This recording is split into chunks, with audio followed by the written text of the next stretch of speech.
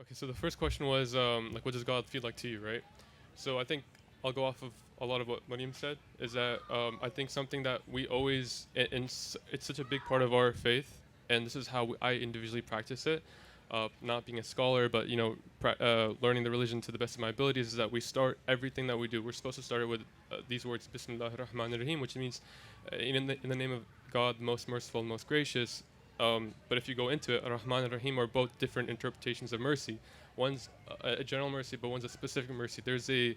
There's a real focus on mercy. So when I see the world around me, that's kind of the way that I think Islam is trying to gear your head towards. That, like, look for the mercy, try to be merciful, and even in my own work that I talked about a little bit, that I do baking. I create videos on social media around food, and I love to bring that forward. That what you're doing when you're baking, whatever it is, you can see that in a lot of the things that you do. So for me, it genuinely is mercy. Start with that when you talk to anybody at all.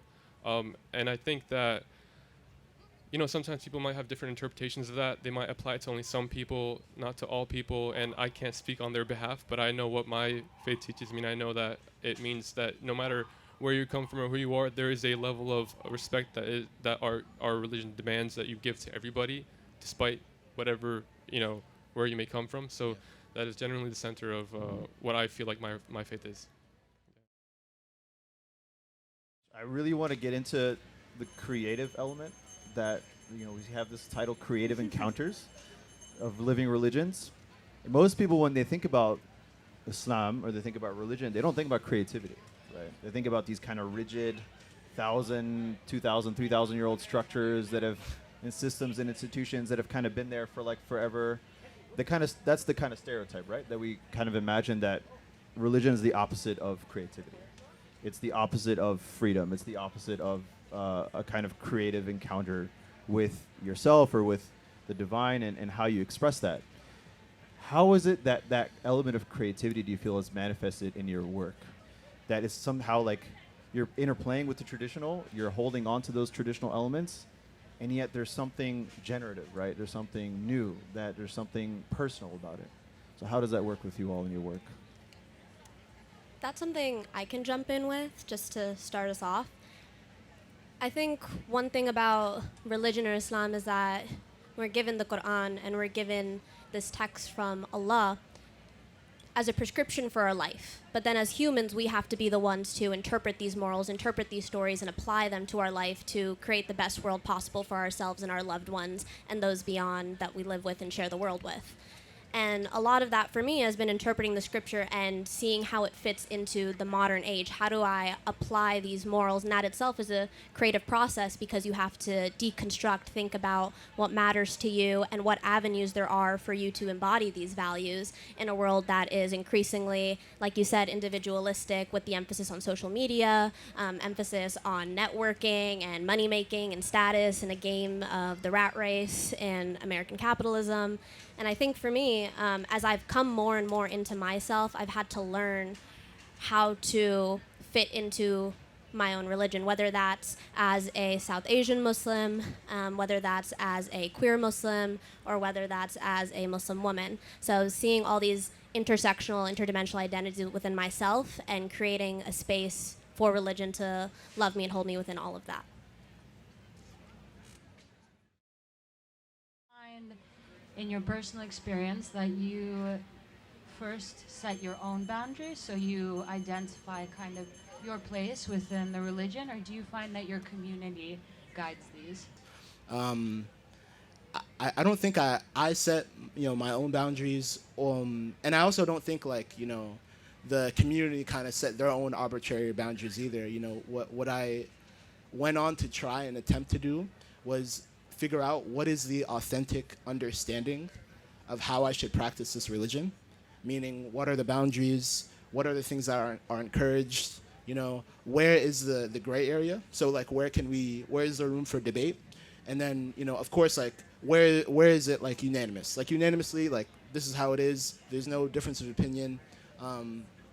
So to answer your question, like in terms of boundaries, like Islam isn't really, it shouldn't be a really a religion where it's kind of malleable to your own desires or your own, feelings or whims. It's more so about like, a unanimous belief system, moral belief system. And of course, like within that, there are, differences of opinion on very minor issues. But then of course there are other issues where it's pretty clear cut. And then to answer your question, I think I forgot it a little bit, but I think something that can lead to, communities, specifically in the Muslim community, of people being problematic, tearing each other apart, being more divisive, is there's a large lack of education amongst, Muslims, right?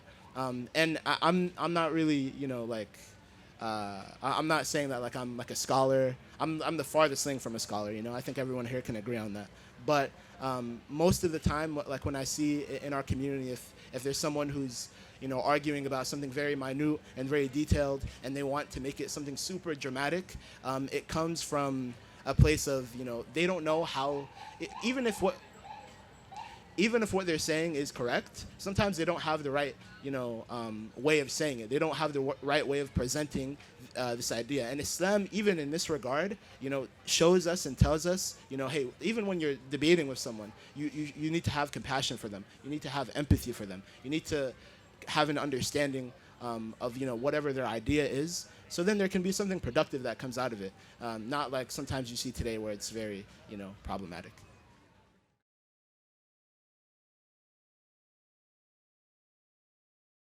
What can I say? But going back to what you were saying about how we start with the names of Allah that are Ar-Rahman and Ar-Rahim, again, I sound like a real broken record, just like harping on mercy. But when I think about what God feels like, I feel like one of the things that is like a kind of touchstone of just like theology in general is like, if God is so merciful, like why do things that I don't like happen, or why do bad things happen?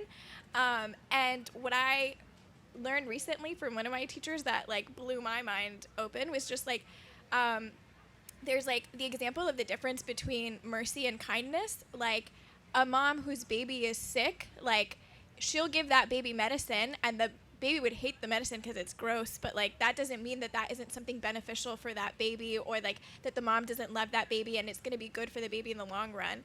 And so that's an act of mercy. Whereas when a baby's crying and his mom picks him up, like that is an overt act of kindness that like both people are able to recognize in that moment as like a positive. But just because the baby doesn't recognize that the medicine is a positive doesn't take that away. And so I think like even when I am experiencing difficulty or something happens that I don't like, I try to now kind of recenter myself and be like, okay, what is the mercy in this? Like, what am I, being saved from, or being pushed towards, or anything like that? And so I don't know. I feel like that's like a really digestible way for me to understand it, and so maybe it's helpful for others too. But in terms of safe spaces, I think that like focusing on community care is really valuable to me. Like the masjid that Omar and I work at, like one of my top priorities is making it a safe and accessible place for women, and people who are experiencing any kind of difficulty, whether that's like grief or loss or loneliness. And Omar really is somebody who leans into that work a lot. But I think just building out a place where people feel like they belong and they feel closer to God after being in your presence. Thank you all so much. I want to thank the audience for being here today, and I want to thank all the panelists for sharing their wonderful insights and experiences. I'm sure they might be around here for a few minutes afterwards if you want to speak to them. My name is Omar. This is Ali. Neha? Maryam? Hamza. Thank you all. Thank you.